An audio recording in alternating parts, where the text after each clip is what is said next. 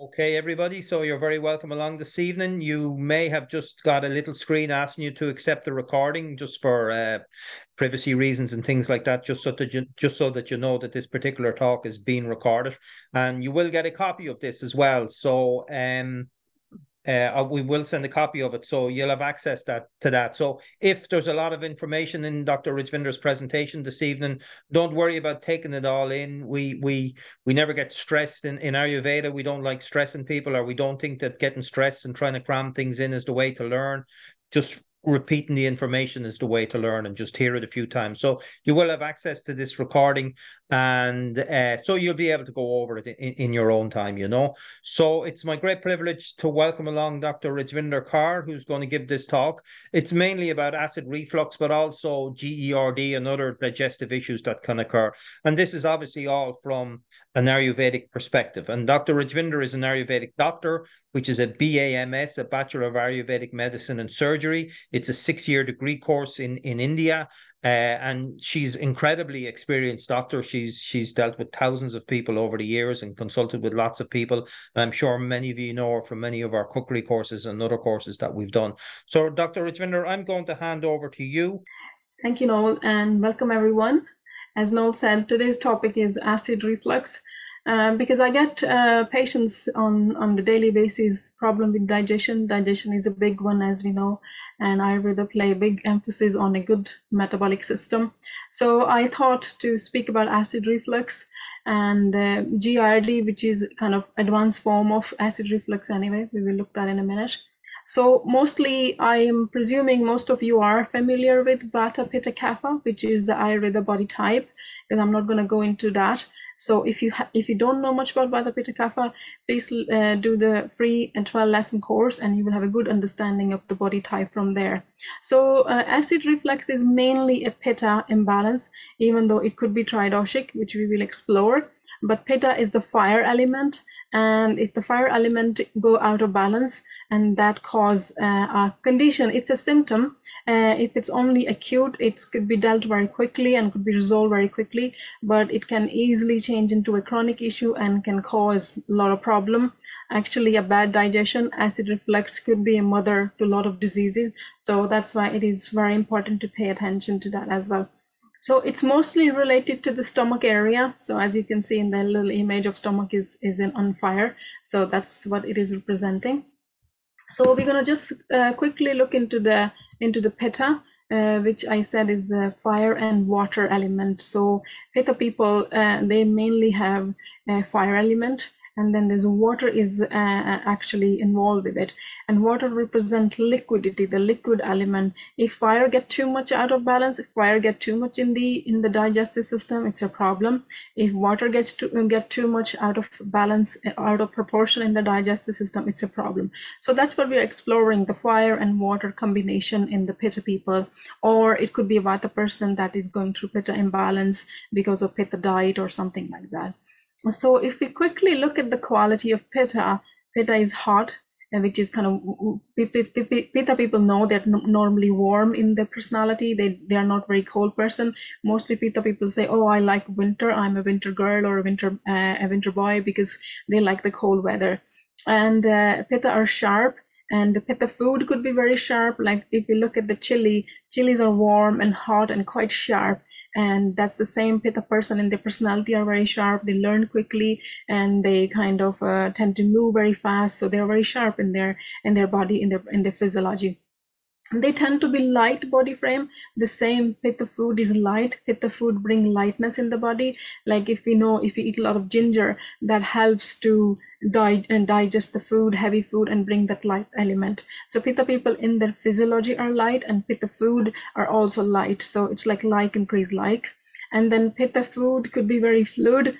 If you're eating chilies or ginger, which are sharp, pungent food, that increase the mucus, that increase the water element in the body. Like if you're eating let's say, chili ball or something, your eyes start running or your nose start running. So pitta food, we are looking in the food side. it can increase the fluidity from that kind of purpose. And it could be slightly oily, as the vata, the air element, could be very, very dry, and the dry element cause a lot of problem as well.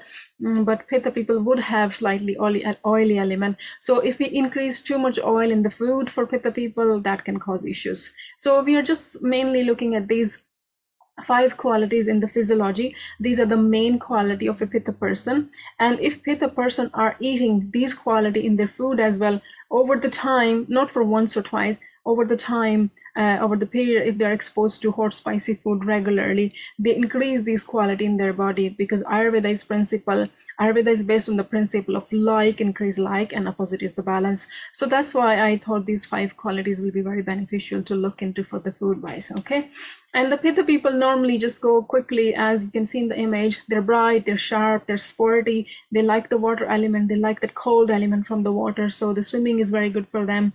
And mostly they're work alcoholics, so they could be high ambitious, high achievers, so that could be a lot of stress there as well, and anxiety in pitta, which can lead to imbalances if it's not dealt. So pitta in balance is quite happy, joyful person, full of humor, nice person to be around. But if pitta is out of balance, it's not a very nice person to be around, because pitta can easily steam off, and they can get very angry. They could be very impatient as well. And that's where a pitta need to understand that I better not burn myself too much and stay out of the situation, which could be quite frustrating. Rather than reacting to the situation, better wait and respond to the situation, and don't get too angry and get onto the fight and flight mode. So this could be a big problem. If the people might find themselves when they're in a traffic, they feel impatient, they feel like, oh, and why the world is not moving and stuff like that. So if you find yourself in that situation, there is an imbalance. Okay, so this is not normal. This is too much of pitta, which is taking over your mind, and is putting you into fight and flight mode, and it's kind of ruining your physiology. So it's brewing a lot of little issues. Even that little steam off is kind of too much for your system to handle.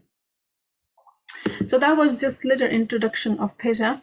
And then we are looking into Agni. Agni is the digestive fire. Ayurveda is, we all heard of the impression we are what we eat, but Ayurveda is like we are what we digest. If you're eating all the wonderful food on the earth, all organic stuff and everything, but we are not digesting it properly, we are not absorbing it properly, then that food is not nourishing you, that food is not doing you any good. So it's very important to pay emphasis to your digestive fire, to keep track how your digestive fire is. In the next slide, we will be exploring 3 different kind of digestive system. So Agni is the term in Ayurveda is used for digestive fire or metabolism, which means transformation. The job of Pitta, because we know we are made up of all the 5 elements of the universe: air, fire, earth, space, and water. So the fire element in the body, the job of fire element is the transformation of the food. So you eat the food, and that food become you and me until it is transformed and absorbed by your blood, and then it nourishing your muscles, your different tissues, and that's who you are. That's how the food is transformed in your system through fire element. So Ayurveda is like, if you take care of your Agni, Agni will take care of you. So that's why it's very important that we look after our digestive fire. If you feel a slight little difference in your digestive metabolism system, keep check with yourself. What is it? What did I do differently? What did I eat that has caused this problem? How was my mental and emotional health that is leading this issue in my digestive health? So if you're a very healthy person and you see a slight little difference to your digestive fire, pay attention to that immediately, because some of you might have done the Ayurveda course, and you know there are 8 stages of any imbalance. When a disease starts, our physiology go through 8 stages. So the first stage is little change in your digestive system. If you correct it immediately, let's say it could be a little bit bloating, let's say it could be a little bit constipation, so you just correct it immediately, and then it doesn't go to further level. Okay, so healthy digestive fire keep you healthy, otherwise the disease develops. So again, most important, keep an eye on your metabolism. So Ayurveda recognize 3 types of metabolism. So the one is the one I haven't mentioned here, which will be the balance. So I'm just exploring the Vata, Pitta, Kapha metabolism. So the term for Pitta, excess Pitta, is Tikshna Agni, which is, you can see in the image, it's too much fire, and that too much fire is the person feel very hot, sweat very easily, and could feel hungry all the time or craving a lot of food, and could be hangry, like hungry and angry, because metabolism is so strong that can't keep up. And because of that strong metabolism, there is diarrhea, there is could be kind of bloating, or there could be burping or belching. That kind of symptoms could arise from that high metabolism. So that's like because of pitta, because pitta is fire, and pitta people normally have very strong, good metabolic system. They are hungry on time, their elimination is very good. But if due to certain habits or diet or lifestyle, if the pitta go out of balance, then that a fire could get out of control, and that can burn everything, and that can lead to weight loss, that can lead to acid reflux, that can lead to other problems, gastritis and ulcers and stuff like that. So that's like pitta agni. And manda agni, which is like very little fire is there. And normally maybe you know any of your family member or your friends who complain like, I don't feel hungry at all. They can go all day without food, and if they eat food, they feel that like that food is sitting like a log in their tummy. It takes ages to digest, and then they are burping that food, and they get constipated, and there is could be bad wind and stuff like that, because that food is not digesting, and that leading to fermentation in the system. And that fermentation can cause bacterial overgrowth in the system, candida, and that kind of issues. And that could be a problem for cholesterol or diabetes, because metabolism is so sluggish that it cannot digest the food, and all the food is sitting in the tummy and not getting absorbed. It might taking 2 or 3 days to digest. If the half a person eat a pizza or a very heavy burger or something, it's just leading to fermentation and diseases in that person. And then there is Vishma Agni, which is Visham means irregular metabolism. And the person sometimes is all of a sudden so hungry, all of a sudden they're not hungry, they don't even want to look at the food, and there's a lot of irregularity, constipation, diarrhea, 3 days of diarrhea, and then constipation, diarrhea. So they go through that IBS kind of symptoms where there's a lot of irregularities, there's no set pattern. So that is very annoying for a Vata person, because it disturbs their travel, is to disturb their kind of even mental, emotional state, because they don't know when the bowel movement is going to happen. So that could be Vata issues. And normally we know Vata people could be very much spacey and living in their head. So they're warriors, they think too much. So if the mind is kind of in that type of state, that can cause that kind of irregular metabolism. So hope you get a little bit understanding of 3 type of metabolism. And this is a little pause where you ask yourself, do I fit in? Does my metabolism fit in any of the 3? If not, then you're perfect balanced metabolism. No, I have good hunger. I look forward to my meals. I go in the morning. My elimination is good, and I don't have any problems. So then you have a balanced metabolism. If you think, yeah, I go through a circle of digestion issues where it could be constipation sometime, it could be diarrhea sometime, or the food does feel like heavy, I feel sleepy after eating, or I feel tired when I eat food. So if there are any of the symptoms, so check with yourself, maybe write it down, and you can ask me later if you feel you fall in any of the category of the metabolism here. Great. So in the next slide, we're going to explore what is acid reflux. Ayurveda give the name Amal Pitta. Amal means sour. So Amal is one of the taste. Amla, as you know, sour, and Pitta is fire. So Pitta could be gastric juice as well. So when the gastric juices, the the contents of the stomach get too sour, get too acidic, and the condition is known as acid reflux. Most of you probably know stomach has a lot of acid, which is hydrochloric acid, which is needed to break down the food. If you're eating protein, like say you had a beans, or you're eating animal protein, so that need a lot. If you put let's say you put a piece of beans or tofu into apple cider vinegar, it's going to take a couple of days to break down and become a little bit liquefy. So the same way, and apple cider, when you drink, it's quite acidic, or alcohol, when you drink, it's quite acidic, and it give a little bit burning sensation in your throat, and then it just go, and it kind of quite, for some people, it might be a little bit kind of burning sensation here in the esophagus area. When the content of acid apple cider vinegar or any kind of vinegar or sour thing move down to the stomach, it feels okay. So the food is first start digesting in your mouth. There are certain digestive enzymes which are present in the saliva. That's why it's very important that you chew your food properly. And then the food is mixed with the saliva is easy to pass down to the esophagus, which is the food pipe. A food pipe doesn't have a very thick membrane that it can protect it from the hydrochloric acid. Stomach actually has a lot of hydrochloric acid, and it has a good membrane around it, which it protected from the hydrochloric acid present in the stomach. That's why the content of the stomachs are quite acidic, but it doesn't feel acidic to the person because it is protected. So in the picture you see, and there's a little kind of pipe, which is your food pipe, and that called lower esophageal sphincter. So your food pipe is connecting to the stomach, like you have two pipes connecting in your house, and there is a little joint.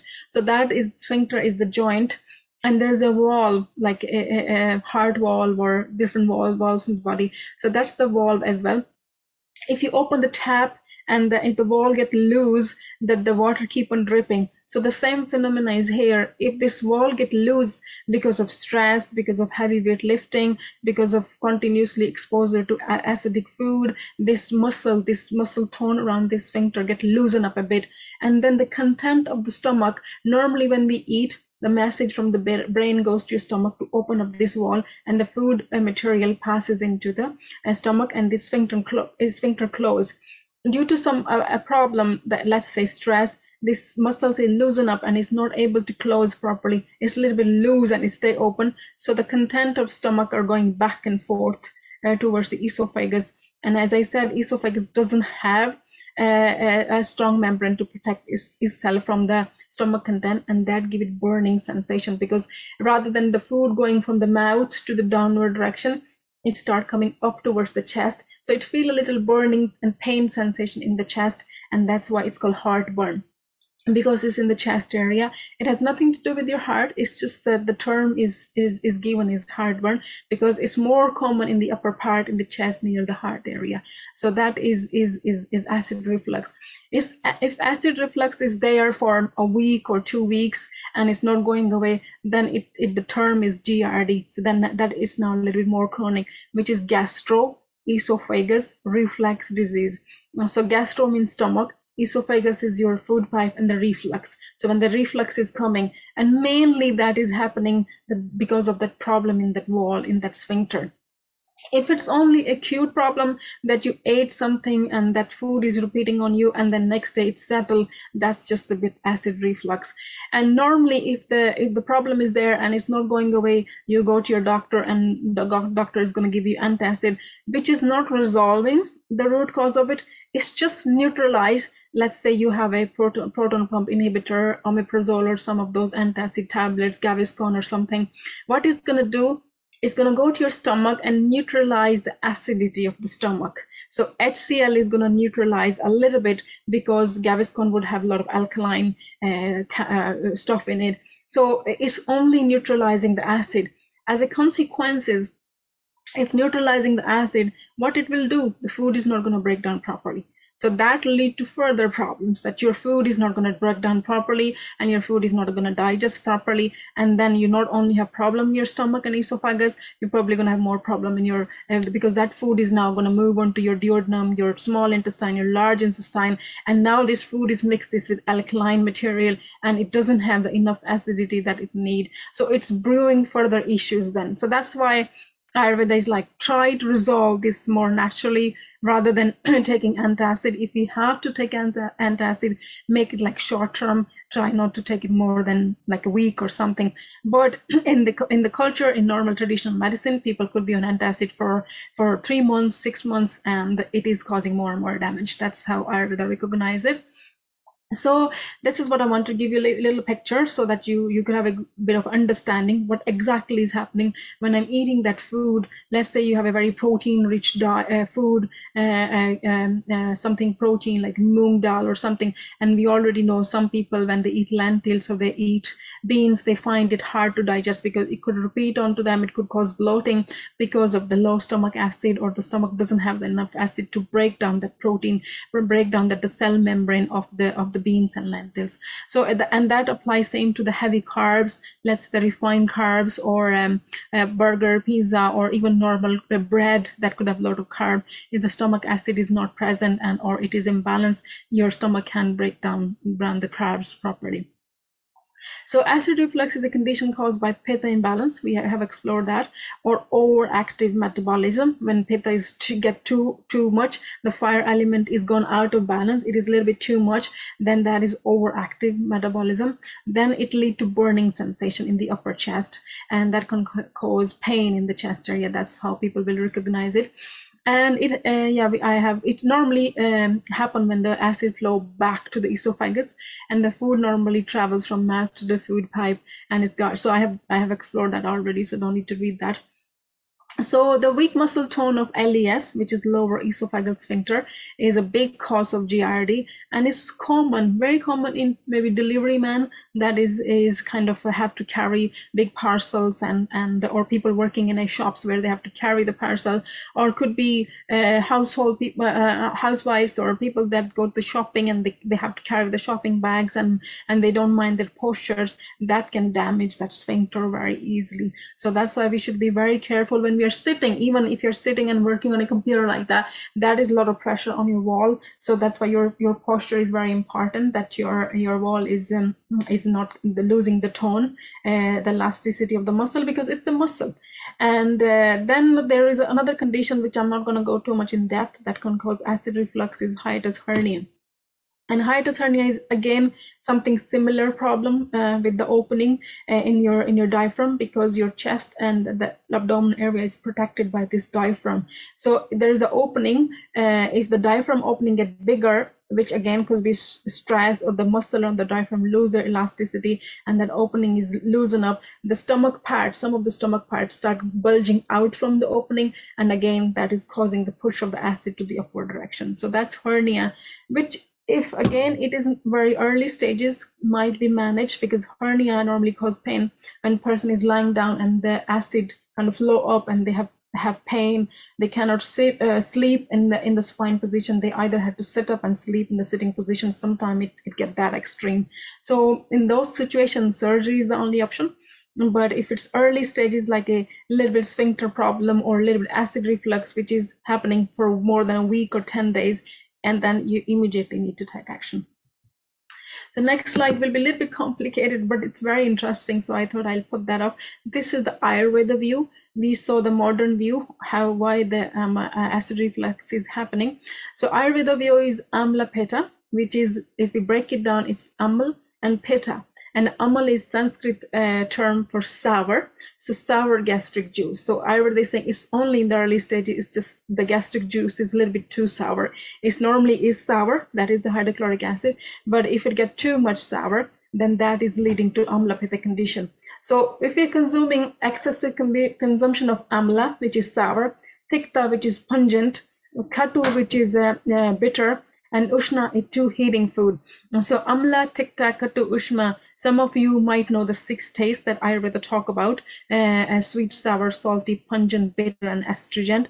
If we overconsume these tastes, that is leading to increased production of gastric juices, because if too much stimulation is given to the hydrochloric acid, like you're eating a lot of chilies, and as I said, chilies can lead to more water production. So chili is asking your stomach produce more hydrochloric acid, and that's where your the food is going to ferment, because it's too much fire, and your food, rather than I can explain it like this: if you put a dough outside in the hot day in summer, your food, because of that much heat in the environment, your food ferment quickly. That's why you need to put that food in the fridge to avoid the fermentation. The same thing happen in your tummy.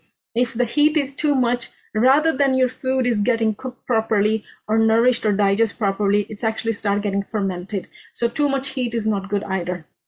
So if we focus on this side, on the left hand side first, excessive consumption of amla, sour bitter food, cause ajirna. Ajirna is indigestion. That's going to cause to indigestion. And then the arrow straight go down. which means increased production of jatarasa, increased production of gastric juices in your stomach area, and then your ingested food become fermented with dagda, and that is gonna cause to annadushti, that is causing digestive problem, and that lead to amlapeta.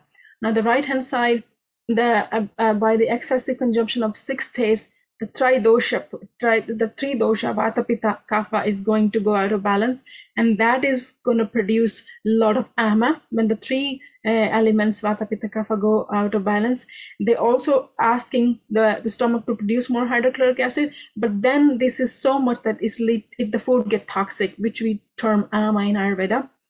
And this ama is now mixing with more fire, more pitta, and then it becomes so toxic that it increase the fire and water content of gastric juices in the stomach, and that lead to amlapeta. Okay, so that's what Ayurveda say. Excessive consumption of certain taste is bad for us. And then when vata pitta kapha involvement is there, we will see what is vata pitta kapha involvement in further slides. It's like vata is movement. It start moving these fire element up. And the kapha is all the stagnation, all the mucus, all the heaviness, and that involvement happen, then the person could start having different symptoms. So this is Ayurveda view of amlapeta. So Ayurveda divide acid reflux into 2 categories, actually 3 categories, which is upward symptoms, upward flow of the acid contents, and the downward flow. Mostly more common is upward, and the lower body symptoms are not that common, but they are there. So upper body symptoms could be too much kapha, so it could be very common in the pitta kapha person. If person is pitta dominant and then the second dominance is kapha, they're going to have more upward body symptoms, which could be yellow or green acid. They sometimes a little bit yellow come out in the morning or after eating in the nighttime. So it may not be a fully vomiting, but it might be a little bit kind of sour, fluid is coming out and the acid is coming up. Nausea after eating food, it feel like sick, that feeling of sickness is there, and throat burning could be there. Some people complain of dry throat, that kind of dry itch is there. That could be because of acid. That could be a silent acid. That person actually is not feeling any symptom of acid reflux, but they're complaining this itchy throat, sore throat, burning symptoms, and that could be one of the silent symptom of acid reflux. Headache is there. Headache is very common in people with acid reflux. Again, that could be a silent symptom of acid reflux. And some people, when they have acid reflux, and their saliva production is increased because that's body is trying to neutralize the hydrochloric acid by producing more saliva, by producing more fluid to get mixed with the stomach juices and neutralize it. So that could be one of the counter symptom. And burping, belching, hiccup is there. If because of this fermentation that is happening, if it's not treated, that can lead to H. pylori, which is a bacteria overgrowth, and the H. pylori presence, normally people will have a lot of belching symptoms. They're just belching all the time. Anorexia could be there, no interest in the food. If the kapha is more present, kapha is releasing that heavy fluid, mucus or saliva, then that fill the stomach and the person is saying, I have no hunger, I don't want to eat food. And feeling of warmth or burning sensation could be one of this, again, symptom there, that the person is not aware of acid reflux, but they have this burning sensation. Tingling, itchy sensation could be, crawling sensation could be in the body, rashes or red circle appearance on the skin, and boil, acne. Acne is very common if there's too much acid present in the body, inflammation present in the body.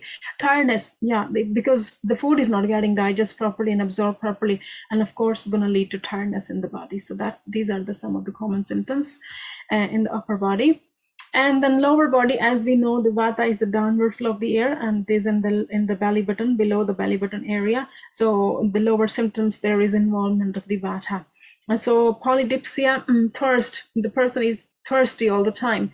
There could be fainting, like they're sitting and then they get up and they don't have low blood pressure or anything, but there is this feeling of fainting is there, confusion is there, indigestion is there. And then there could be yellowness on the tongue or slightly yellow tinge on the body, and diarrhea could be present.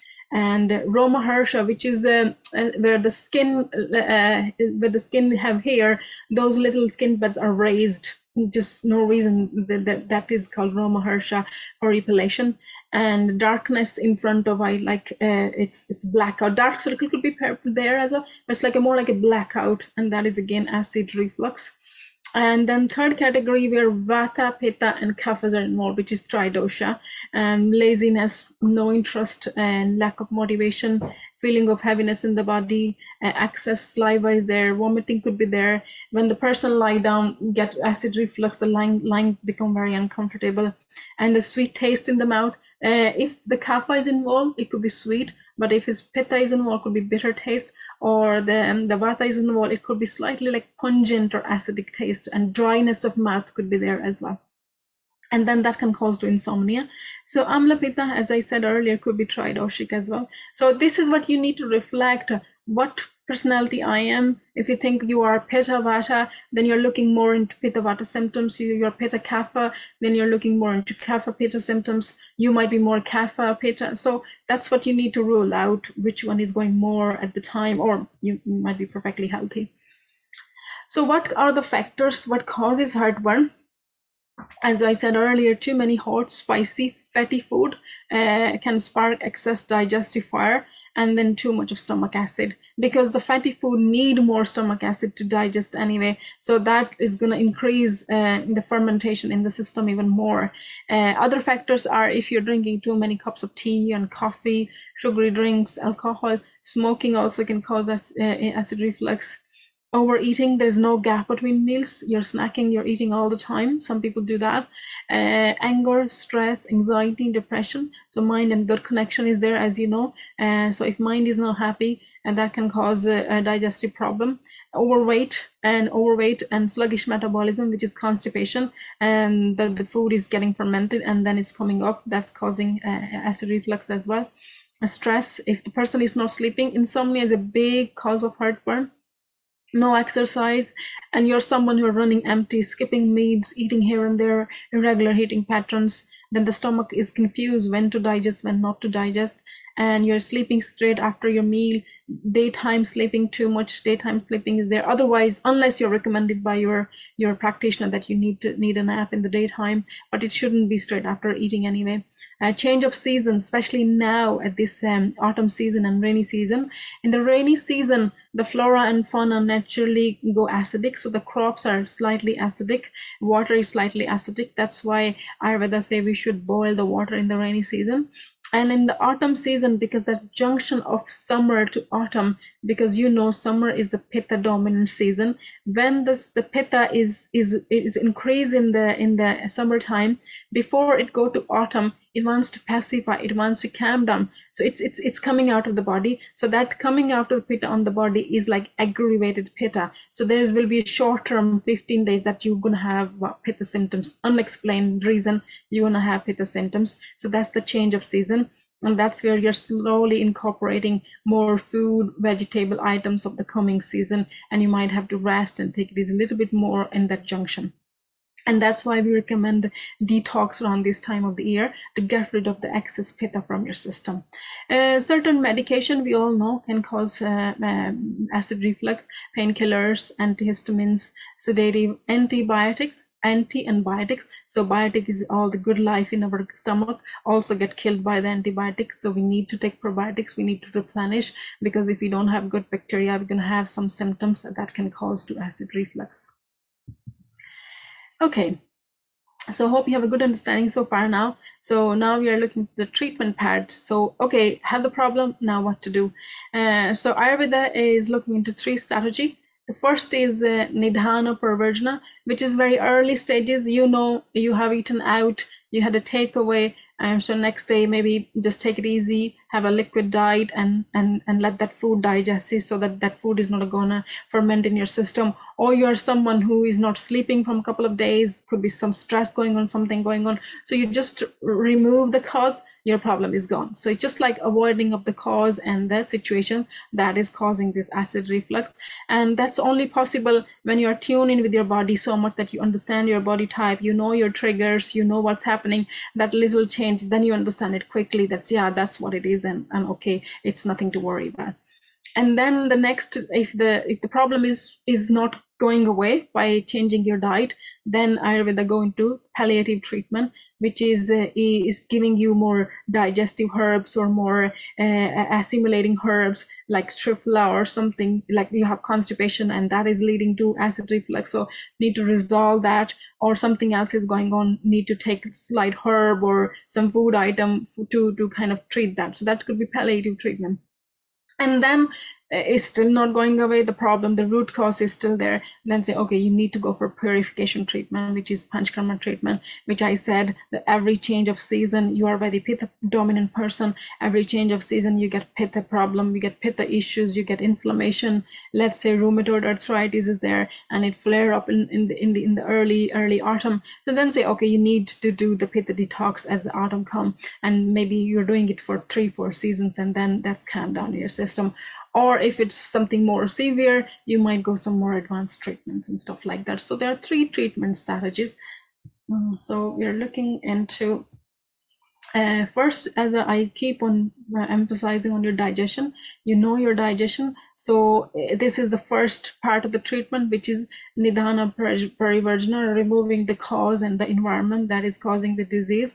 So by knowing your digestion, as we go back to that slide where there were 3 types of digestion, know where you stand, or maybe you are completely good digestive system. And then to make your digestive system more better, these simple Ayurveda principles are, Ayurveda say you never eat on the go. You should be doing more mindful eating. You should, as much as possible, has to 6 balanced taste in your food, rather than eating too much of sweet food or too much of sour food, like you're craving crackers or you're craving chocolates or something. That is indication of some underlying deficiency. If you're craving too much of salty food, that could be iodine deficiency, that you need to include maybe a bit more iodine salt in your diet or seaweeds in your diet, so that you're not craving too much of salty food. If you're craving too much of sweet food, that is like you're overdoing something, that you're causing your adrenal fatigue too much, or your sleep is not good, that your physiology is sensing stress in your system and it wants that heaviness, that groundiness from the sweet food. So you need to look into that rather than keep on indulging in the food. Look the reason behind and resolve that reason. Don't eat when you're upset, because that is going to cause acid reflux anyway. And Ayurveda always say you shouldn't eat if you're not hungry. If your digestion is working better, naturally, automatically, you should be hungry in 3-4 hours. So you leave that 3 hours gap between your meals and you should be hungry for your next meal. And don't talk when you have food in your mouth, so you chew your food properly. And you could be in a family environment where you're nicely talking in a pleasant environment, but not something like you're talking too fast or too much talking that you're not aware of what you're eating. And favor fresh cooked calorie dense food. Your food should have a lot of calories.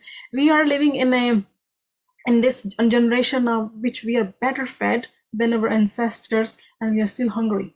So why is that? Like, we have plenty of food in our plate and we're still looking for more, because the food we are eating doesn't have enough nutrition in it. Let's say like the easy toast or sandwich and coffee people can have for their lunch, and then for their dinner they're craving something sweet, because that toast and that coffee didn't have any calories in it. It was just plain sugar. So your body is hungry now because your mind is not satisfied. Your mind didn't get the carbs, your mind didn't get the protein that it was looking for. So later on, you're going to crave more and crave more and crave more. So you better in your plate, you have a protein, you have a carb, and you have a vegetable. So protein could be either your animal protein, your plant protein, your healthy carb like quinoa, buckwheat, rice, something like that, and a good portion of your seasonal vegetable. That kind of plate is also calming for your senses. It makes you feel happy. And also it's nourished you very deeply. It nourished the tissues on the deeper level. And that's where you're satisfied with the food and you're not craving for any bad food then, any sugary food, basically. You sit 5 minutes after eating. Don't eat your food and rush and washing your dishes or something like that. Just sit 5 minutes, let your mind acknowledge, let your body acknowledge that I have eaten. Because sometimes when we are eating, sometimes we do eat too fast and we just feel, oh, I haven't eaten enough, and that's where we do overeating. So you need to wait for 5 minutes before you go for more food or before you're getting up from your chair, because that 5 minutes are very kind of enough for your mind to recognize that I am full, I am satisfied. And then favor all the 6 tastes in your food. And the best example of the 6 tastes we will be looking is the khichdi. And then the other few tips are organize. You might be someone who are working, have no time for cooking. So if you organize, if you plan ahead, it get easier. And in your kitchen, you have nice freshly herbs, which are very inviting for you to come and cook the food. You can also, on your dinner plates, you can do a little bit of kind of creativity where you can write on your plate, leave a note on your table and say, dear food, nourish me, nourish my body, nourish my soul. And every time you sit down and eat, you read it and you say a little prayer, and you're already creating a very pure environment for yourself to sit down and nourish. And get rid of any kind of non-stick pan or plastic or tin stuff, because that's could be a lot of chemicals going into your body. You can slowly reduce it as much as possible, and go to your farmer where you can avoid that plastic packing of your food and all that. And aim for 3 balanced meals. You should aim at least 3 meals a day, and try not to snack if possible. But if you are someone tend to have low blood pressure or low blood sugar or something, then you go for healthy snacks. Healthy snacks would be nuts and seeds and fruits and water or herbal teas. And slowly cut down on refined sugar. Refined sugar is a big problem. Like sweet taste should be. I'm not 100% against the sugar. It's the refined sugar which is a problem. So instead of sugar, you go for maple syrup, you go for honey, you go for coconut sugar, things which are more alkaline on your system, because white sugar is quite acidic, and that's where it gives us problem. And then avoid bad dairy, which is not organic or grass-fed, if you can tolerate dairy, because dairy could be quite acidic as well. But if you are someone who can tolerate, so go for, if you have local farmer can give you raw milk, that's better. Or go for good quality plant milk, because plant milk also have a problem. And the first, like some of the common Alpro brand or some of those brands, they would have sugar. So you need to check that there is no sugar added in your plant milk. And then the other thing, they add oil in your plant milk, and that is normally sunflower oil. And that sunflower oil added in your oat milk can give you issues as well. So make sure that oil is organic, cold pressed oil.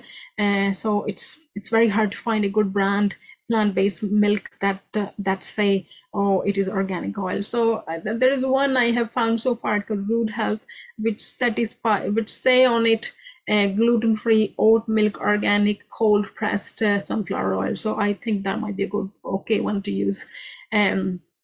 And then bedtime routine is very important.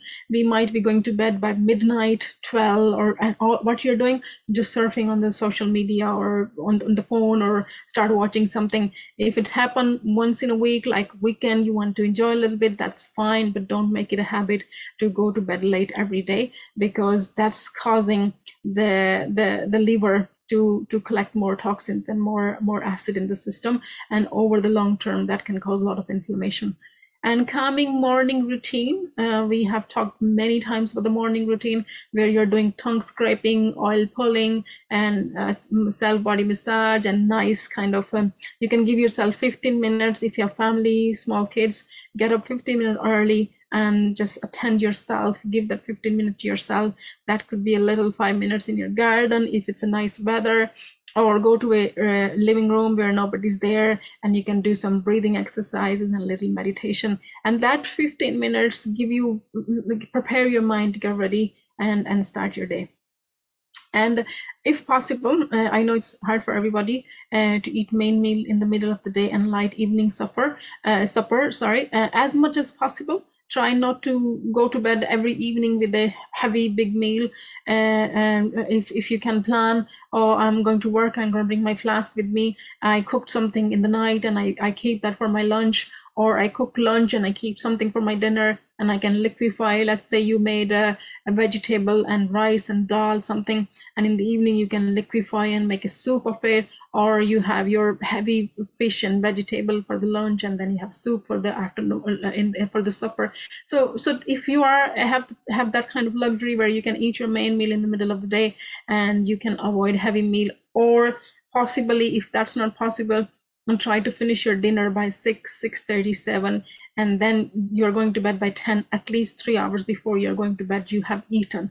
So try not to eat 9 o'clock or 10 o'clock, because then that food is not going to get digested and is sitting there, and that's all leading to fermentation and not going to get absorbed, and that's a big burden on your whole digestive system. Okay, so these were simple tips to deal. And then we were talking about the 6 states. People say, oh, that's very difficult to attain. It's not. The 6 states are in your spices that you're using, in your lentils, in your vegetables that you're using.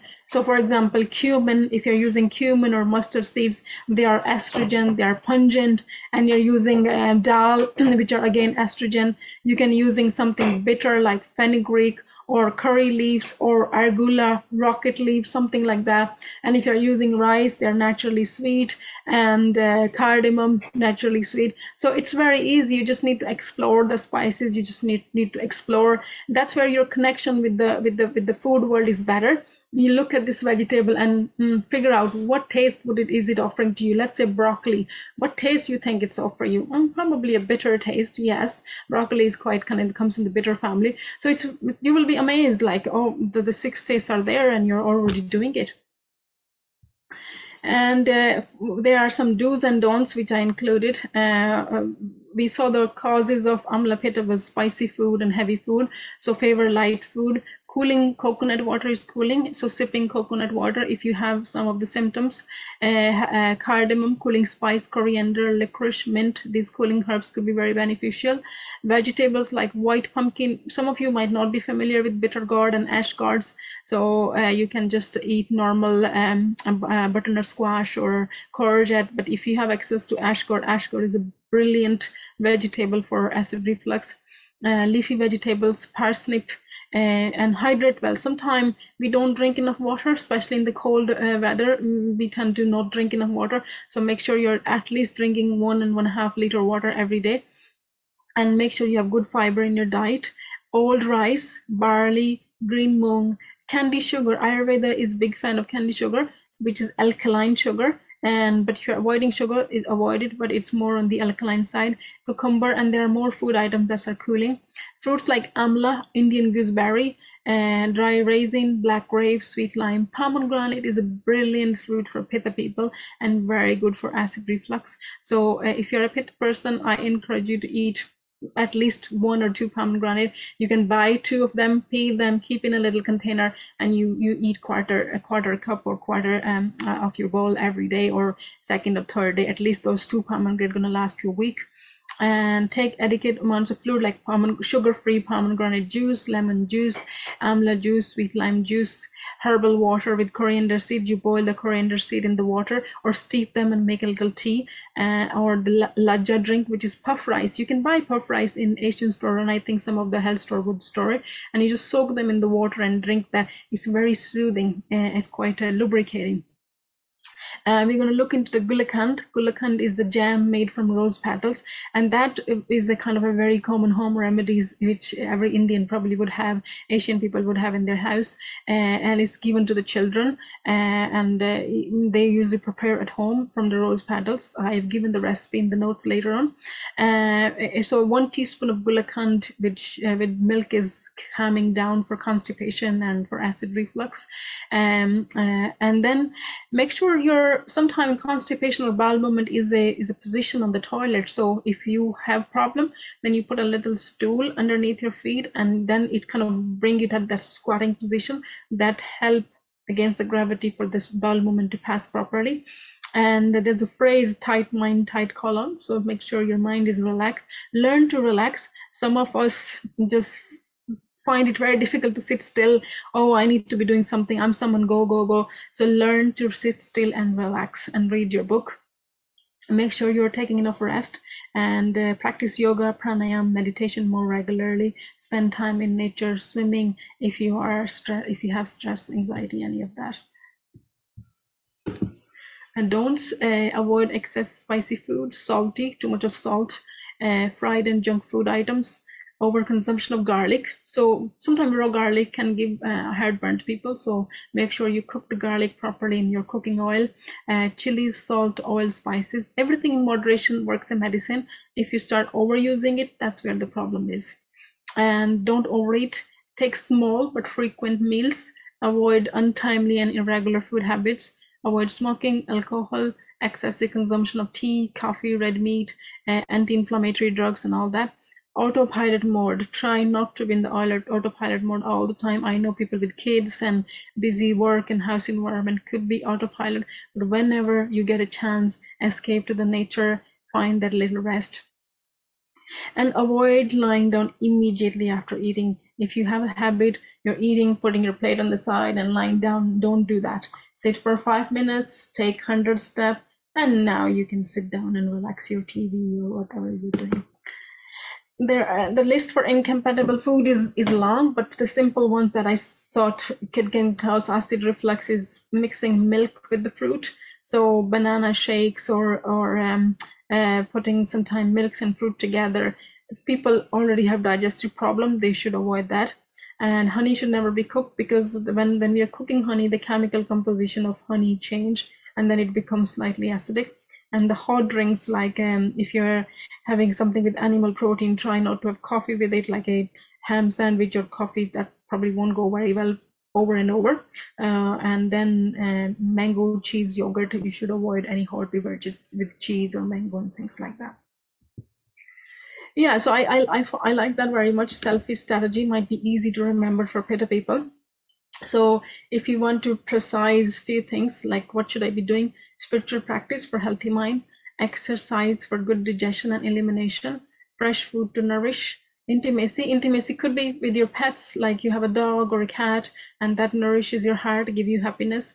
And sleep is important to rejuvenate, and a good humor, because Pitta people have nice humor that could be very hidden and that can easily change into anxiety. So they just need to bring that quality out more. So that's a little bit of self-strategy. We're quickly exploring the herbs that we offer in Ayurveda. What we have in Maharishi Ayurveda herbs, herbal acid balance, MA575, a wonderful remedy, and it's very quick. It works same as the antacid will work. The way the combination of herbs are present in the acid balance, it is very good. Normally, if you have acid reflux, take 1 tablet before each meal. So it helps to control and manage hyperacidity problem. It also protects the mucous membrane. And yeah, so stomach acid and digestive fire, that's what it is balancing, and it preserves the purity and vitality of nutrients that you eat. So it's not changing anything, it's not alkalining the stomach acid, it's just put a barrier, and it kind of neutralizes the stomach lining and protect the stomach lining and the esophagus lining from that acid. So it's not affecting the digestion of the food. MA320 is the other one. So 575 is very good for Pitta people. And if someone present the symptoms of constipation with acid reflux, then MA320 is good one. It is again very good for heartburn, hyperacidity, if there are ulcers there. And it is equivalent to steroidal and non-steroidal. If someone is taking a lot of anti-inflammatory drugs due to some reason they have to be on painkiller, then it better combine gastro support in your day. And it just increases the lubrication to the intestinal contents. It's good for Vata and Kapha. So herbal, the MA575 is very good for Pitta people. MA320 is more beneficial for Kapha and Vata people, where there are symptoms of IBS and symptoms of constipation. Amla berry, in general, amla berry is good for Pitta people because amla is a fruit that calms down the heat in the body. And amla has a unique property that amla has all the 5 tastes except the salt taste. So the one amla fruit, one amla berry tablet is giving you 5 tastes to your body anyway. So it could be very nourishing on the deeper level to the tissues, can help with the cravings. It's very good for the eyesight as well. And it's also good for a lot of other, like lungs or heart or skin and other parts of the body. Avipatikar is very nice powder formulation of Ayurveda. It has 12 different herbs in it, like bay leaf and cloves and triphala and dry amla, things like that. So it is a powder. You can use it in your drinks, like you make a lemon drink and you put a half quarter teaspoon of Avipatikar and you can drink it. Or you take a little bit of Avipatikar before you go to the bed if you're not taking any tablets. So this is like a little home remedy, little first aid kit that you can keep Avipatikar powder in a glass jar. They say, oh, I'm going out for a meal, I'm going to take my teaspoon of Avipatikar powder. Or you have constipation, then you take away peptical. But if you have diarrhea, then you don't take it because it can cause more loose bowel movement. Marshmallow tea is wonderful, great. You can make a little marshmallow slurry and that you can keep into the fridge, and you can put a little bit of this tablespoon of this marshmallow slurry in your porridge, in your coffee, even if you're a coffee drinker, to neutralize the acidity, or yogurt or something like that, because marshmallow is very mucousy. It has that lubrication in it. So all you need to do is put like so if you see it in the picture, the jar, if you fill the 1/4 of the jar, I say roughly 50 grams of the marshmallow root, and fill the jar with 500 ml water and give it a good shake and leave it overnight, and then in the next morning you can strain it, and then that will be a little slurry, like a little jelly like liquid that you're left with. So all you need, take a tablespoon of the jelly, either you take it or you put into your food. Okay, so that is a good kind of handy home remedy that you can do. Or you just make a tea by steeping a little bit of marshmallow in a cup of hot water and you sip it as a tea. Yeah, we just talked about the Gulakand, which is the rose petal jam. So Gulakand is very cooling because rose is actually very good for heart center, for loving, forgiveness, that calming, nice fragrance that open up the brain centers and all that. So rose are naturally very good for Pitta people anyway. Very beneficial for gastritis, and it has a calming effect on the skin. People with the skin problem can benefit from Gulakand, and Gulakand is great for constipation as well, and it is good for energy, and it could be used as a snack. Okay, so the recipe I included here. Traditionally, how Gulakand is made, it is they take 1 or 2 cups of dry rose petals and massage with sugar, coconut sugar or some natural sugar, and keep in a glass jar for 4 to 6 weeks, and keep mixing it every day. Over the time, and the sugar get mixed with the petal, and the petals become tender, and it become like something like in this picture that you see here, that is the Gulakand. But if you don't want something like that with a lot of sugar, then you make the jam, which is rose petal and strawberry with a little bit of pectin. So all you need is you boil rose petal in the water, then they get tender, and then you're adding your strawberries, your maple syrup, that is the sweetener we are using, lemon juice, a little bit of lemon zest, and rose water, and you simmer it for a couple of minutes, and then when it cool down, you add the pectin. Give it a pectin is easily available in the health store. It give it like jam like texture. Okay, so you can make that, and you can use it like jam on the toast or as a snack, or something like first aid remedy for acid reflux. Again, we talk a lot in Ayurveda about lassi, because lassi is the probiotic drink. If you have sugar-free natural yogurt, all you need rose water, rose petals, and maple syrup or almond energy drink. That is one of the product in Ayurveda. So and the ground cardamom. So you mix them together, blend them. There's one new ingredient that I will be introducing here. It's called edible gum. If you have ever seen the edible gum, it's known as Gond Katira in the Asian store. It's like a little lumpy gum. If you soak it in the water, it swell up and it become like if you soak chia seeds in water, they become jelly-like. The same Gond Katira become jelly-like. So it's like a little jelly, and you can put into that, and you kind of blend it all together. So that's a very soothing drink that you can have with your food, or again as a snack, or if you have acid reflux and you can't digest anything, that probiotic drink could be very beneficial. Blissful joy drink, which is good for people that have stress, anxiety, and because of the stress and anxiety, your hormonal imbalance, adrenal imbalance, they're having this acid reflux or digestive issues. So it is coconut milk. I just chose coconut milk as a base. You can, because coconut is cooling for Pitta people, you can have almond milk or any other milk as well. So you first boiling your rose petals into water, and then when the water becomes slightly rosy, then you add your milk, and then you turn the heat down. You don't need to bring the milk to the boil. When it is hot enough, you add your dry herbs, which is we are using shatavari and ashwagandha and maca powder. All of these herbs are adaptogenic.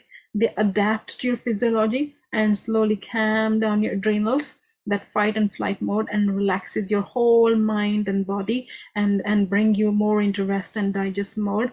And over the time, it improve your sleep, it improve your mood, it improve your resilience. So if you are someone who is going through a lot of hormonal imbalance, and ladies with hot flushes or anxiety, mood problems, stress is there, fatigue and tiredness is there, you can benefit a lot from this drink. And it's very simple. And so what you can do, if you want, you can keep everything like your ground rose petal and your ground herbs, which is shatavari, ashwagandha, maca, nutmeg, and cardamom, in a little jar, and you just warm up the milk and then blend this with the milk. So that is even more easier. Okay, so whatever way you can make it.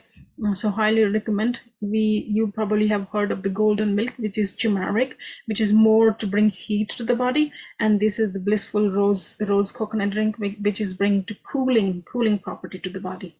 Okay.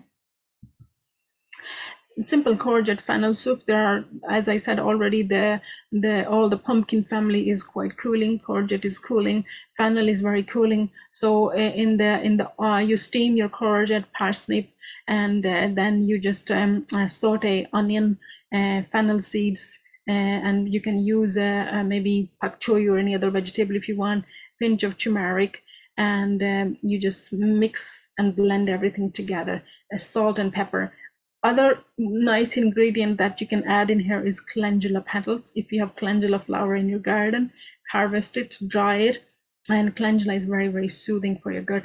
As you have probably heard of calendula cream and calendula oil, repairing for any cuts and wounds, same. Calendula is very good for your gut as well.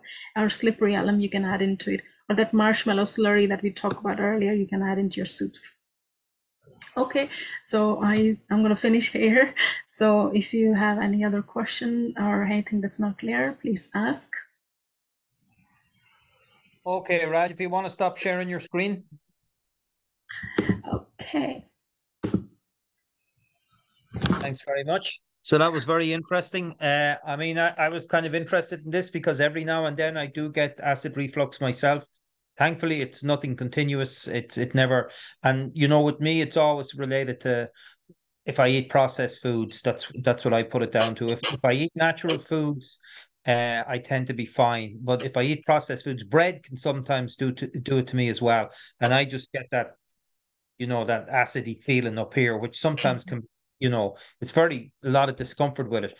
The herb I find best for, I mean, obviously the best thing to do is, you know, not to eat those things, to be aware of what's causing it, what triggers it in people, and then not eat those things, to avoid those things. Not always possible though, but the herb I find that gives me instantaneous release is MA320. That's the one that tends to work very quickly for me. But based on what you're saying and based on what you've done, it's like everything with an Ayurveda. It's very much a diet and a lifestyle. A diet and a lifestyle thing. I'm just going to mute you, Richvinder, because and then I'll unmute you again in a second because there's some feedback there, you know. So it's very much a diet and a lifestyle thing. So I think people need to know what triggers the acid indigestion for them. And I think you gave some great tips there because, you know, we are used to eating on the run and not giving enough respect to the food that we're eating, not giving ourselves time. And I think if we do those things, if we give respect to the food that we're eating, if we give time to ourselves to eat the food, if we eat the food in a nice, easy, relaxed manner, then we're definitely going to be stacking the odds in our favor not to get acid reflux. And then obviously all of those I love the rose petal jam that you mentioned, and also the lassi thing that you mentioned. I think they would be very, very beneficial for people.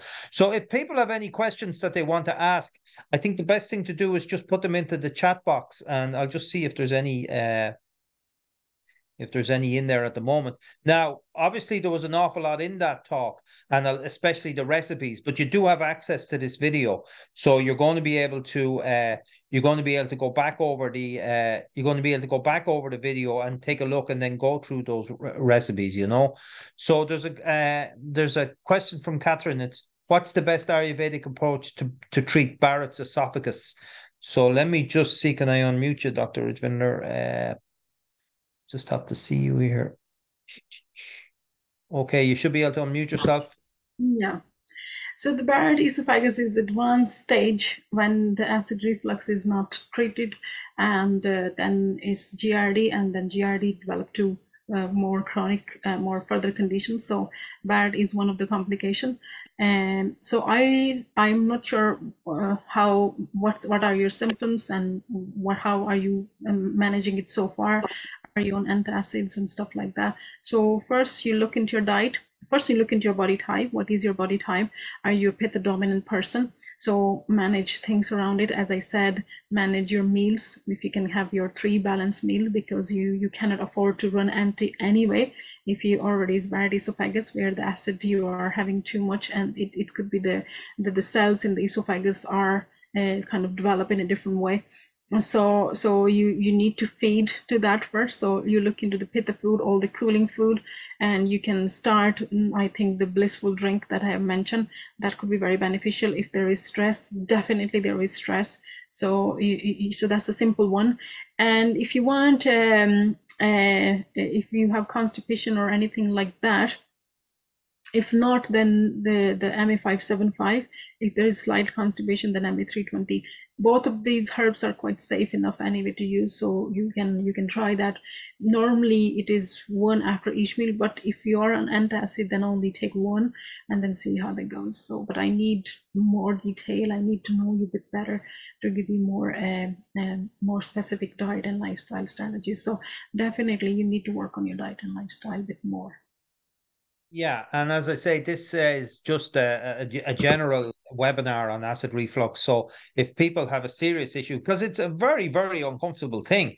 I mean, I only get it, geez, maybe once a month or something like that. I might get something like that, and it's uncomfortable. But if you're having this all the time, I can only imagine it would be impinging on your life in quite a big way. So it would be no harm if it is something that's very serious with you, then to have a consultation and go through the thing, because I mean, there's a lot in the talk that Dr. Richmond gave, especially to do with the foods and things like that, uh, but also to do with like those pitta imbalances and all of those things as well.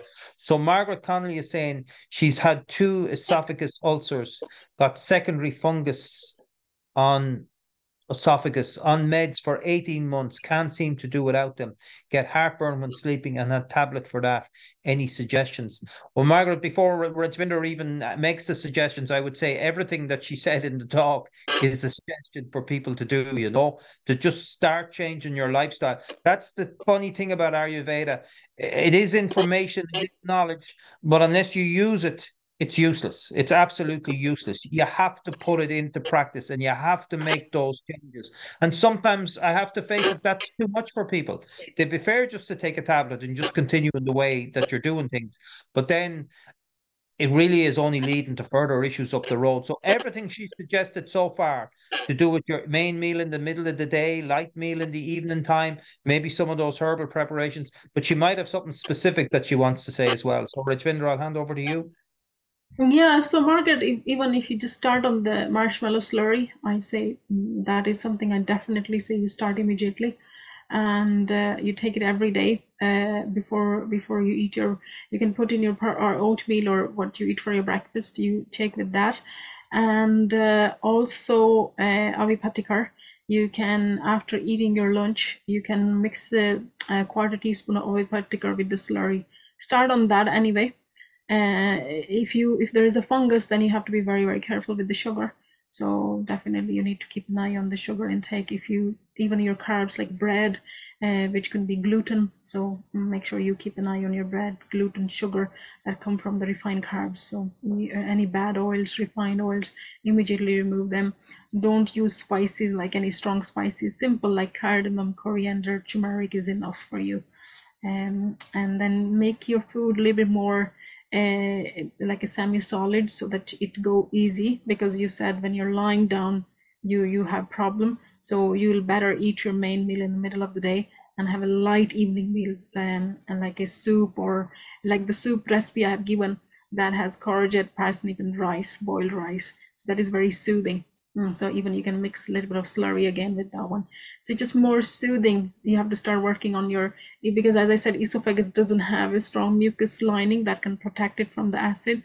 So, and then that's the problem. When the acid is there, the fermentation is there, it can give rise to other microorganisms, like you have fungus growth. The fungus is already in our stomach, that is friendly with us. We exchange the food with the fungus feed on that, but then fungus go out of control and then it is overpowering us. So we need to kind of bring the growth of the fungus down. So the fungus feed on the damp environment, fungus feed on the sugar environment, and fungus is also, if there's stress and insomnia, then your immune system is a little bit weakened, and then you're giving a chance to go. So you need to work on all those strategy where you have good meditation technique, or where you can relax your mind, some other strategy that you're using, and these simple changes, I think, just to start with.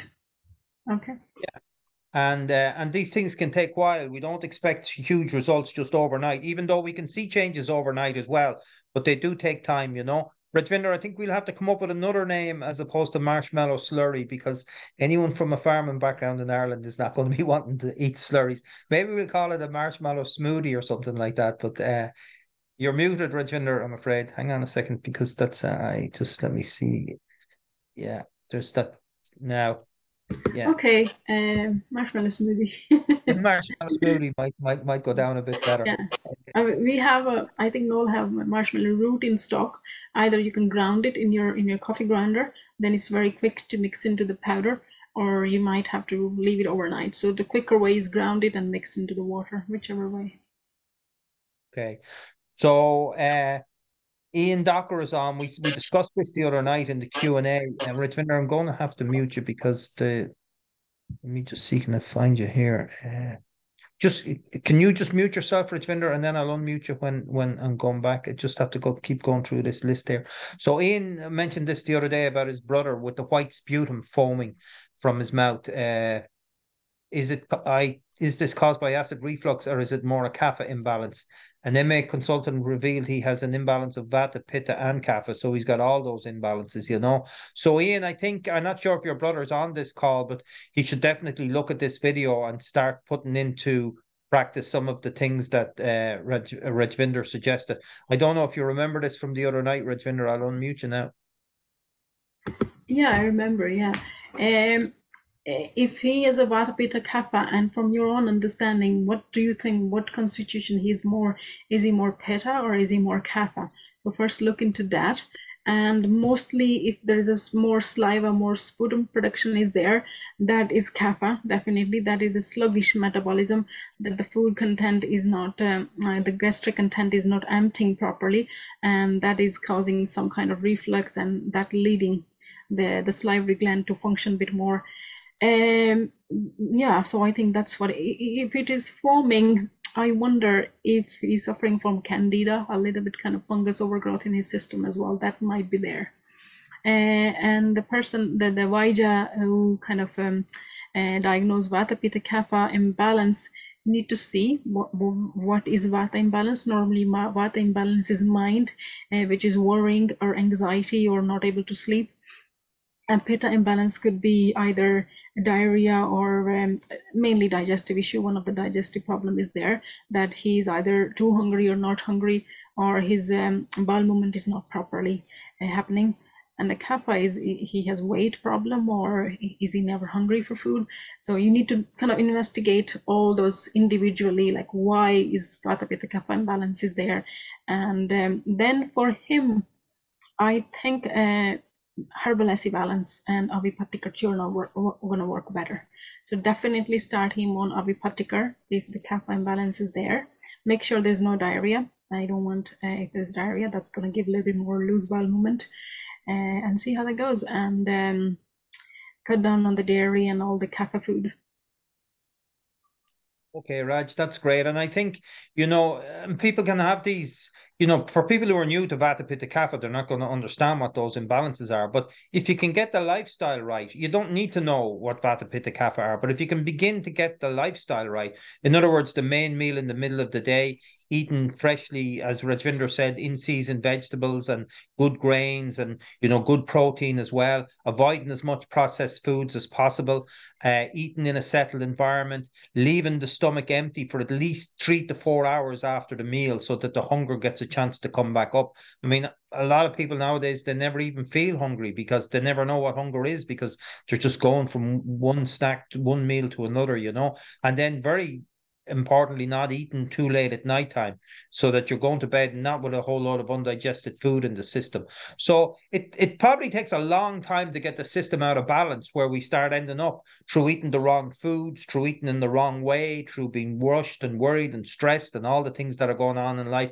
So it can take years before these symptoms begin to manifest through all these negative things or negative wrong ways of going about things. So we take our time, we just begin to reintroduce the right ways. It's much quicker to bring it back into balance. As you know about the 6 stages of disease, the further you are along that, the more work needs to be done to bring you back into balance. But there's hope for everybody, and in particularly with acid indigestion, that these changes in lifestyle can have a very, very immediate effect. Chris is asking, how can we replay the video? So I'll send a link tomorrow. I'll upload this onto YouTube and I'll send you the link, and you'll have access to it for at least 6 months. Something you said during the talk that I found very interesting, Rajvinder, was that plant-based milks have oil in them. Someone said it to me the other day. I didn't really believe it, but you're actually confirming that. So they have different oils put into them, possibly to make up the bulk of the milk, I suppose, Yeah, it sometimes is not revealed on the pack. It's called lecithin. So lecithin or oil is added into the milk to mimic it to the normal milk, so that it is able to make the foam, and then it is able to kind of give you that texture of the milk that you want in your coffee. So yeah, it is added there, unfortunately. And sometimes it may not be, if it's not a expensive one, or like fancy milk, like some simple Alpro, I think they probably are adding a refined sunflower, nor most of the time it is sunflower oil actually. And if it mentioned cold pressed, so cold pressed sunflower is normally not refined. It is kind of not treated with the heat, so that's a better oil. But if it doesn't say, you have to check if you're using a particular brand with the company, write to them and check with them, and what percentage is it. So if you try to, let's say if you try to make oat milk at home, it's never going to be the texture that you buy. So so that's there you are. Yeah. And yeah, but I think the easiest one that you can make at home is the coconut one. Even whenever I have time, buy those brown coconut in the shell and break the shell. And you can actually buy the graters where you grate the coconut, because South Indian, in their cooking, they it's all coconut. Their cooking is all based on coconut. They actually have this kind of grating on their kitchen installed. So yeah, so you just need to kind of chunk these chunks, throw in the hot water and blend. So you need a good blender and squeeze it out with a nut bag. So that you can do. Almond milk is, I think, easy one as well. Yeah, oat one, because oat tend to glue. So I think the oat you need to put in the fridge. So you need to cool them down and then treat with the cold water, icy water, to make the milk. Otherwise, if you add the hot water, it's starting that maybe slurry is not the right word. It kind of gluing up, so it's just not the, yeah. So that's what is in the commercially they add to make it, to give it that texture. God, you have to be so careful with everything that you buy. Like, I mean, really, I mean, I didn't know that they contained. I'd have to look at the quantity of oil that's in them, but you definitely don't want to be ingesting loads of, you know, refined oils into your system. Like, I thought oat milk. I sometimes have an oat milk cappuccino. I thought that's what I was getting was oat milk, just oat milk. But now I'm discovering that there's, refined oils being added into it as well. So you really have to be careful with everything. I suppose I should have known that anyway. It's just when you're buying a cappuccino, you're not looking at the ingredients. You're not looking at the pack. You're just getting the cappuccino, but you never think that it might have, it might have oils in it as well. So Margaret Collins says, is gluten-free bread good or bad for heartburn? You mentioned the sugar content. So bread in general is one thing that'll set me off if my digestion has been weak for some reason or other. I think these things are compounded as well. I mean, maybe if you had a late night the night before and you had a late meal and then you have bread the next day, it might give you heartburn. Whereas if you didn't have to do the same thing, it mightn't give you heartburn. But the gluten-free bread in particular, Raj, I'll just unmute you. Yeah, the gluten-free is better than the gluten and better if it's sourdough because that fermentation is a gentle fermentation, shouldn't be very strong fermentation. It is the sugar content, it still have sugar, but it's broken down anyway. It's like a low glycemic, slow release of sugar compared to the wheat bread. And then the sourdough kind of, it's already that some of the cell membrane from the grain is broken down a bit, but the gluten-free grains are a little bit more fiber. They are heavy on the fiber, and sometimes too much fiber can cause acid reflux if you are someone with ulcer on the esophagus and the esophagus is not able to take that much roughage. So that can cause slight irritation until the ulcers are repaired, also until the membrane is repaired. So you need to kind of maybe make it a little bit more kind of dampen it with water or something so that it's not too crusty or not too toasty. So that's the only thing that you have to do. So the high fiber content could be an issue, but definitely the sugar content is less in the gluten-free breads. Yeah. Okay, so is kefir made with raw milk okay for reflux? From Vivian. Yeah, Ayurveda is not a big fan of, for pitta people especially, fermented food. But if you're taking it in small amount, it is good. Yes, as I said already, anything in moderation works as a medicine. So let's say you're taking a tablespoon, you're not buying a bottle of kefir and drinking it. So just small amount is a good probiotic for you. That's where I mentioned the coconut, as that lassi drink as well. So that's again a small amount of yogurt. So yeah, so a little bit is fine. But if you're a very strong pitta person and there is like a question from other person about the ulcers and things like that, then it's better that you avoid sour fermented food because sour fermented food increase pitta. So that's where your pitta is already high. It's like that to that picture where I say the fire is too much. So it's already is too much that you don't want to feed into that fire because sour taste increase fire. So if you are trying to calm down the fire, then you avoid sour fermented things, even sour fruits you avoid. Okay, so Ian is asking about the sputum and he's saying, well, would the sputum be a kapha imbalance or would it be a reaction of the stomach acid getting into food tube and irritating? I think it's more of the second one, which is the reaction of the stomach acid getting into food tube and irritating. If the person is also having a little bit discomfort in the chest area and presenting any other symptoms that I mentioned, so then it confirms that it is the stomach acid getting into the food tube because it's a reflex where your body is trying to neutralize. So anything that is presented to us is a symptom of an imbalance, to a symptom of something happening.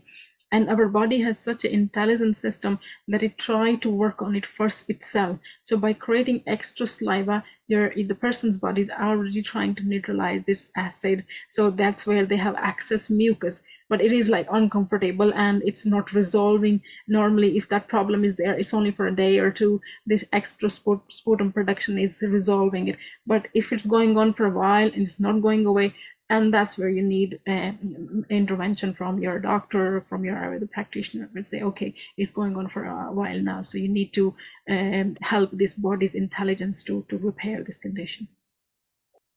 Okay, so Catherine says, is intermittent fasting 16/8 or longer fasting 24 to 72 hours okay for those with acid reflux, GERD? Again, probably Rajvinder is going to say it's to do with your body type and how well you can handle fasting. But anyway, Rajvinder, I'll let you answer that. Catherine, it depends, as Noel already indicated. That means if let's say you're someone who is stressed and you're not eating for 24 hours, so your body is gonna see it is more stressed that there is no food. But if you have a little weight problem and there is the excess weight is causing the problem, then you can benefit from intermittent fasting, where you kind of let go some of the heavy content from your stomach, and your stomach is able to get rid of this fermentation, and then the fresh batch of hydrochloric acid is there to replace that. But if your body is already producing too much hydrochloric acid, then you need a small and regular meal. So everybody responds differently. Some people say, oh, I am better when I don't eat. Some people say, oh no, I cannot run empty, I have more acid. So you probably have heard from someone when they don't eat lunch, and by the time it's 4 or 5 o'clock, they're getting dizzy and hungry and low blood pressure symptoms. And then the mistake we do, we grab whatever is in front of us, and then we regret it. So it's better. But if you let your body establish to the keto stage, where the keto stage is where your body is going to starve, and automatically your body metabolism is switching from carbs, which is sugar, to the fat metabolism, and then your body is now running on the fat. Then you need high fat actually to help with the acid reflux. So high fat could be coconut oil or more fat in your diet, but it should be done properly under fully observation and all that. So to answer it simply, you need to simply say, can you manage longer fasting? Is your acid reflux is not going worse with the fasting? If it's not going worse and you're like half a person and you have a little bit of weight to reduce, then yeah. But I wouldn't suggest more than 14, 15 hours. So it's probably 16 to 8 window is fine, that you're eating for 8 hours and then you're fasting for 16. Yeah, that is doable. And maybe once in a month you can do 24-hour fasting. Yeah, that's okay. Okay, so the next question was, I'm experiencing an upward pressure in my abdomen accompanied by huge belching. Don't know what started this and have been experiencing it for a number of days. What could I do for relief, please? So, Rajvinder. Catherine, sounds like a stress kind of response.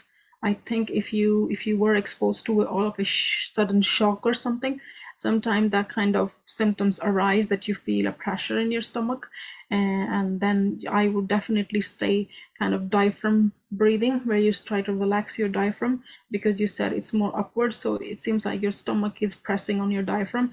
So you kind of fully relax yourself and try to either do alternate nostril breathing, where you kind of fully fill your stomach like a balloon with air, and fully decompress is like you kind of take the air out of the balloon. So blow your balloon and decompress your balloon. So slowly with a couple of breaths, you're kind of going to fully relax, like normally you're like that, and you're going into that fully collapsing mode where your body is like, you're not aware of your body and you're calmed down and your whole awareness. Then your diaphragm relax. So your diaphragm is a little bit tight, and then hopefully this pressure is released. And before you go to bed, you can do a little bit hot oil massage on your tummy in the shower as well, where you kind of around that diaphragm area, like that is your rib cage, you kind of massage it like that, and a clockwise movement around your stomach. See if this help. And otherwise, make sure your bowel movement is okay. If there is the bowel is not clearing properly, that can also cause the apana vata, which is downward flow of the air, can start flowing upward as well. That could be a problem. So massage can help. Castor oil, if you have castor oil at home, warm it up. I have mentioned that in the talk as well. You just kind of rub the castor oil, and castor oil help to regulate the downward flow of the air in the nighttime. So before you go to bed, leave the castor oil on your tummy and leave it on for the whole night. Okay, but I would say that if that's still there in a few days' time, that you should seek some further advice, you know. It sounds quite dramatic, really. So if it's try what Dr. Rajvinder has suggested, you know, the relaxed breathing, the nostril breathing to try calm the system down, and try a lot of the tips that were given in this talk. But if that's still there, then I'd get further advice, either by having a consultation with a doctor, an Ayurvedic doctor or an allopathic doctor, you know. Seamus asked, is there a relationship between acid indigestion and high blood pressure?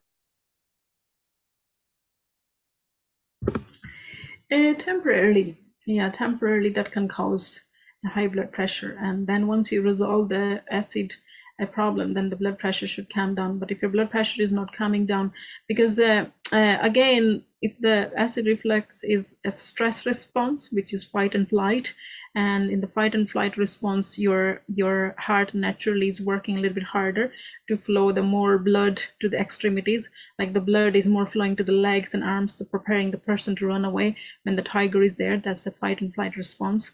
So it's a stress response if your blood pressure is getting higher with the reflux. But over the long term, reflux shouldn't be a big reason for your, unless as I said earlier, and there is a hiatus hernia, or the diaphragm wall is bigger, where stomach is pressing upward. So if the stomach is moving upward, of course, is affecting the other organs. So it is putting a little bit of pressure on the heart as well. So it's the space issue. So again, work on your breathing exercises, try to calm your mind, make sure your sleep is good, and see if the blood pressure come down. If blood pressure is still lingering on, you need to investigate further that it may not be acid reflux. That is a possibility, but I think it should be fully calmed down quickly if you resolve the acid. So it might be a relationship with food you're eating. You might be eating heavy food, fatty food, that is causing that heaviness in your blood, that your heart has to pump faster and pump with force. So that's yeah, it's something more involved here. Okay, and then Val said, is it good to have a spoonful of ghee for acid reflux? For Vata people is good, because Vata, there's a lot of dryness. That dryness is like, the stomach is quite dry, and it's not enough lubrication. It is affecting the bowel movement. So in a spoon spoon of ghee in a milk is good, or on its own it is good with warm water.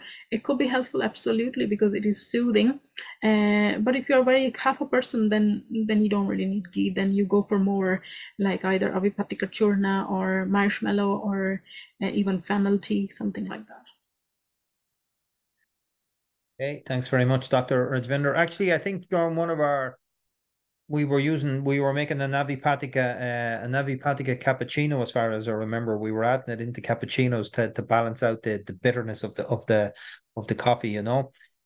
So anyway, there's lots and lots of information in there for everybody. You will get a recording of this. I think acid indigestion, especially at the earlier stages, is something that's very much in your control. You can very quickly do things to get rid of it. And most people probably know that anyway. They can, you know, if you go out and you drink too much the night before, or you know, you have red wine or white wine or something like that, and then the next day you eat some processed food and it gives you acid indigestion, whereas normally the same thing wouldn't give it to you, then you know you can relate the two things together. You've stressed the digestive system a little bit. If you've gone through, like if you're at a wedding or something like that, or a party, and you had big heavy meals and a lot of stuff, and then the next day you're noticed things are giving you acid indigestion, then there's a correlation between those two things there. And as Dr. Rajvinder said, like if you did have a heavy day, if you've gone out, if you've eaten the wrong stuff, if you've overindulged, then the next day just have a light day. Just have maybe some khichdi or some rice or some dal or something like that, or some light soup.